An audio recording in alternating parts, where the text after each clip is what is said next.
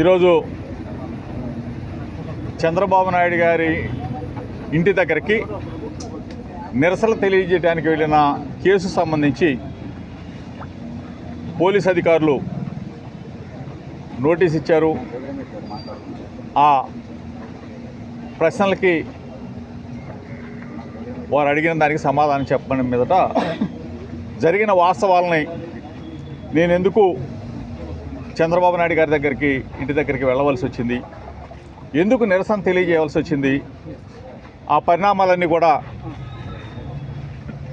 మాజీ మంత్రి ప్రస్తుత స్పీకర్ అయ్యన్న పాత్రుడు గారు గౌరవ ముఖ్యమంత్రి ఆనాటి ముఖ్యమంత్రి జగన్మోహన్ రెడ్డి గారిని ఉద్దేశించి సభ్య సమాజం తలదించుకునే విధంగా మాట్లాడిన భాష చాలా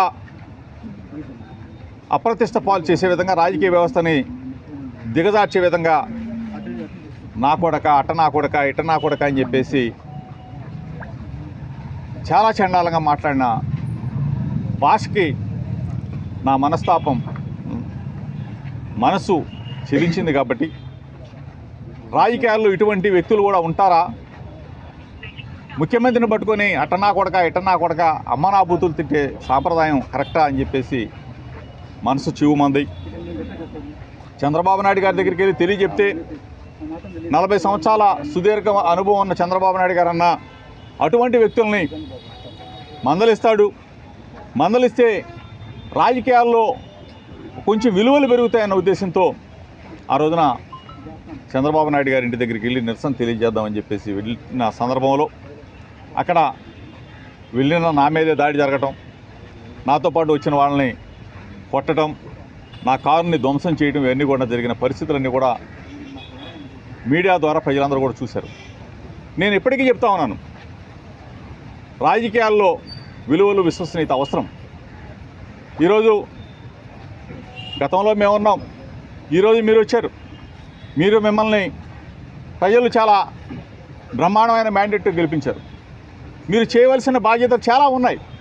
కానీ జోగి రమేష్ని అరెస్ట్ చేద్దామా, జోగి రమేష్ కొడుకుని మానసికంగా ఒత్తిడి చేద్దామా, అరెస్ట్ చేసి సబ్జైల్లో పెట్టాం.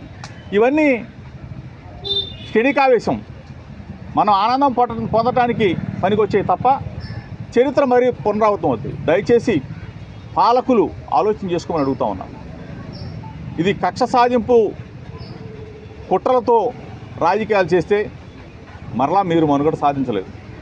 ప్రజలు చూస్తూ ఉన్నారు. అభంశుభం తెలియని నా కొడుకు మీద ఎగిరిగోల్డ్ ఏంటి, ఎగిరిగోల్డ్ ఆశ ఎవడన్నా కొంటాడండి? డబ్బులు పెట్టి మీరు ఏ విధంగా కొనుక్కున్నారో, మొబైలు, నా ఫోను, ఇప్పుడు కాదు, నేను యువజన కాంగ్రెస్ 2002లో యువజన కాంగ్రెస్, అప్పటి నుంచి ఒకటే ఫోన్ నెంబరు 9848047522, అదే నెంబర్ వాడతా. ఇంక ఫోన్లు మార్చేది లేదు, అది ఇంకోటి లేదు. వాళ్ళకి ఏది కావాలంటే అది సహకరిస్తాం. అవ్వకుండా ఏముంటుంది ఇందులో? ఉన్న వాస్తవాలే కదా. ఇందులో దాపరికేం లేదు, దాగుడు మూతలు లేవు. వాళ్ళు రమ్మన్నారు, సహకరించాం, వాళ్ళు అడిగిన దానికి అన్నిటికీ సమాధానం చెప్పాం, రాతపూర్వం కూడా రాసుకున్నారు. కేవలం పరుష పదజాలం వాడటానికే గత గవర్నమెంట్లో ఎక్కువ ప్రయారిటీ ఇచ్చారనేది ఇప్పుడు మంత్రులు కానీ ఎమ్మెల్యేలు కానీ వ్యాఖ్యలు ఇస్తున్నారు. దాని మీద ఏం కాదు. పరుషుల పదజాలం వాడుంటే, మేము తప్పు చేసుంటే ప్రజలు మమ్మల్ని ఏం చేశారో మీకు తెలుసు. ప్రజలు ఈరోజు అదే పని కానీ చేస్తే రేపు మిమ్మల్ని ఏం చేస్తారో చూసుకోండి. అంతేగాని నేను ఇంకోటి చెప్పా, మీరు పోలవరం కడితే మేము హర్షిస్తామని చెప్పా, అమరావతి కడితే మేము హర్షిస్తామని చెప్పా, సూపర్ 6 అమలు చేయండి హర్షిస్తామని చెప్పా.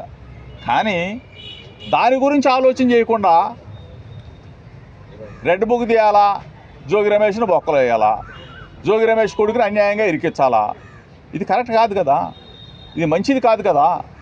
అపంశుభం తెలియని వాళ్ళు ఏం చేశారు? మేము ఉన్నాం కదా, సరే మా మీదే కక్ష ఉంది, తీర్చుకోండి, ఇది కరెక్ట్ కాదని చెప్పేసి మీ ద్వారా. పార్టీ సపోర్ట్ ఎంతవరకు ఉందంటే మీరు ఒంటరిగానే ఫైట్ చేస్తున్నట్టున్నారు, పార్టీ సపోర్ట్ ఎంతవరకు ఉంది? అసలు పార్టీ సపోర్ట్ నాకు అర్థం కాదు. పార్టీ సపోర్ట్, నేను మంచివాడిని, నా దగ్గర నీతి ఉంటే ఎవరైనా నిలబడతారు. జోగి రమేష్ బలహీన వర్గాల్లో అంటే అంచెలంచెలుగా ఎదిగాం కాబట్టి ఒకళ్ళు తీసుకొచ్చి నన్నేమి ఇక్కడేమో ఎక్కిసలా, ఎవరో తీసుకొచ్చి ఇక్కడ కూర్చోబెట్టలా. యువజన కాంగ్రెస్ నుంచి మెట్టు పేర్చుకుంటే ఇట్లా ఎక్కాం, అంతేకాని ధన్మంది తీసుకొచ్చి నన్ను అందరం ఎక్కించలా. పార్టీ సపోర్ట్, పూర్తి సపోర్ట్ ఉంటుంది. ఎందుకు ఉండదు? తప్పు చేయనంత వరకు పార్టీ సపోర్ట్ ఉంటుంది. జగన్మోహన్ రెడ్డి గారి సపోర్ట్ ఎందుకు ఉండదు? నువ్వు ఎట్లా కొనుక్కున్నావో డబ్బులు పెట్టి మేమంతే కదా కొనుక్కుంది. ఏదా తప్పుడు భూమి అయితే మేమెందుకు కొనుక్కుంటాము, మేమెందుకు అమ్ముతాము? టోటల్గా మీకు మొత్తం కూడా వివరాలతో సహా, డాక్యుమెంట్స్తో సహా రేపు మీకు మొత్తం సార్, ఇస్తాం. అక్రమ కేసులు బన్యాం ఇచ్చారు కదా, దీని మీద మీరు ఎలా చేసేవారు? న్యాయస్థానాలు ఉన్నాయి కదా, న్యాయం ధర్మం ఉంటుంది, తప్పనిసరిగా న్యాయమే గెలుస్తుంది. Okay sir, thank you.